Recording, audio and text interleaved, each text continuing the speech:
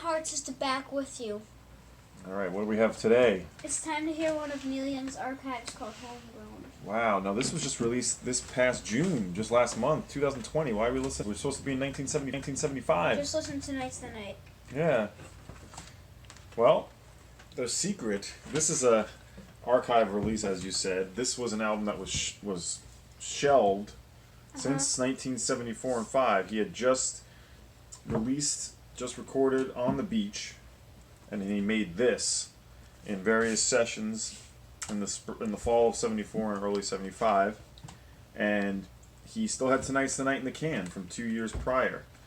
And at that point, after sort of going back and forth, and he felt this album was a little bit too, as he said, down, a little too depressing, a little bit too much of a reminder of his relationship with his ex-girlfriend.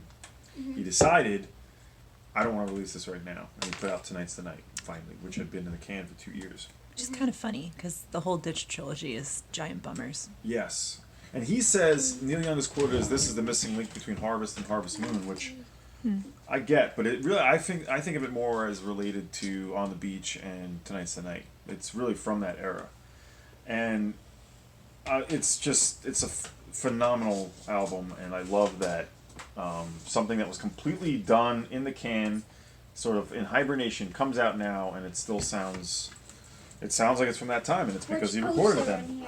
There was he didn't, re-record anything. This is the album as it was. Yeah, this poster, just another piece of the art, and you could see this is a record store day release, which record store day this year is obviously a bit screwed up. So this was going to come out on record store day, and then he just decided to put it out regular.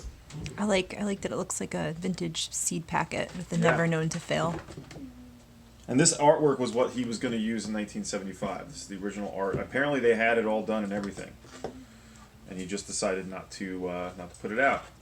So who's on it? This is like a lot of the regulars that he worked with. No guys from Crazy Horse. Yeah, no Crazy Horse members. We do have Robbie Robertson and Levon Helm are on here from the band. And We Don't Smoke It No More. There's this unknown legend. That's a song by him we'll get to later.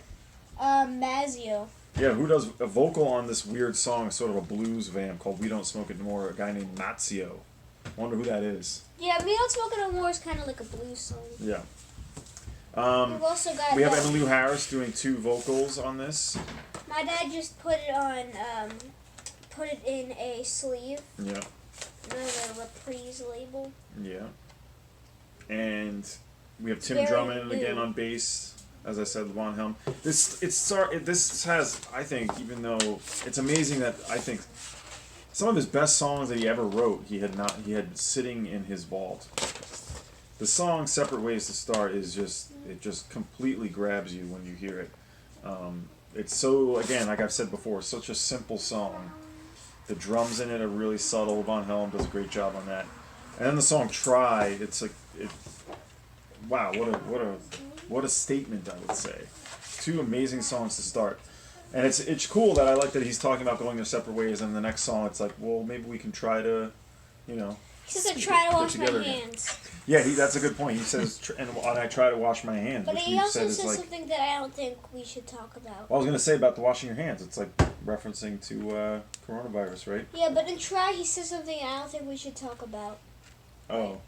Oh, yeah, he does use the a swear word. A little cursey. Which is interesting in 1975 that he put that in there. Maybe he would have edited it, I don't know. But, yeah, he does use the S word.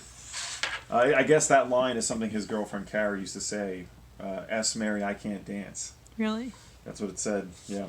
I guess he can't dance. What else do we have in here? We got to talk about the song Florida. Well, we talked about it with Tonight's the Night. Yes, we did. It's him and Ben Keith, who usually plays lap steel. It's just wine glass narration and piano strings. Yeah. And it's that poem. It's that strange little spoken word piece. Yeah. Love is a Rose was covered by Linda Ronstadt, and she had a minor hit with that. And there's 2 solo vocal and piano songs on Kansas, and Mexico, which are really subtle and sort of nuanced and really cool. They're almost like you almost miss them when you are listening because they're very short. He does not say the title in both of them, but all the songs on this album are short, basically, except "We Don't Smoke It No More," which is right.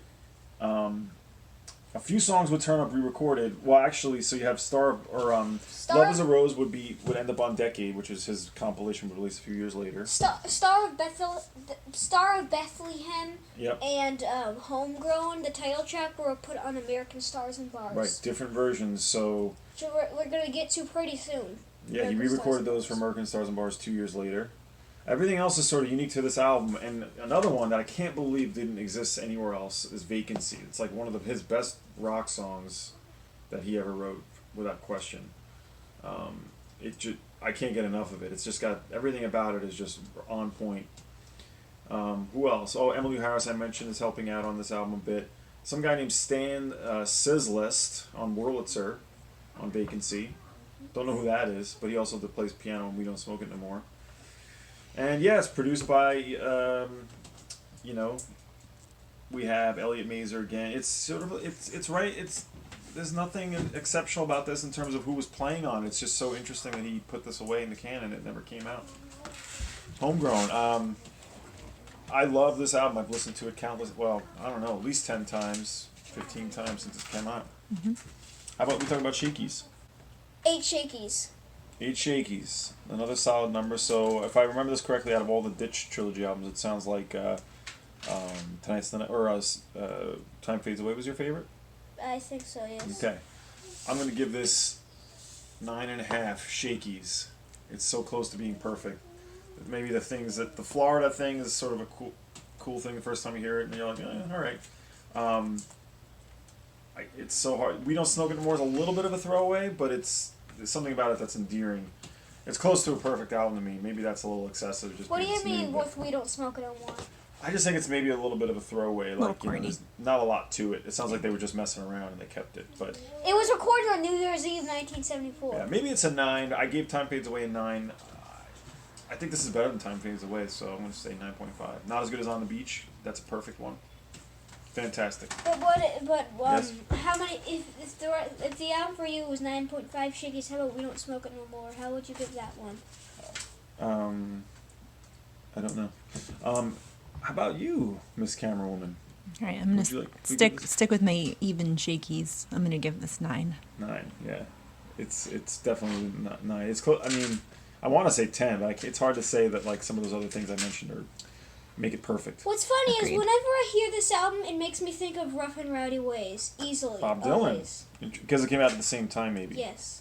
Okay, I understand that. That is a Bob Dylan album. Yeah. But a current one. Current. Correct? Came out on the same day this year, though. Yeah. It did, actually. All right, It's got "Murder Most Foul," which is one of his longest songs about JFK. All right, well, so what's coming up next in our Neil Young project here? Zuma. Zuma, his second album with Crazy Horse, after the last one was Everybody Knows This Is Nowhere. So, all right, thanks for watching. Bye.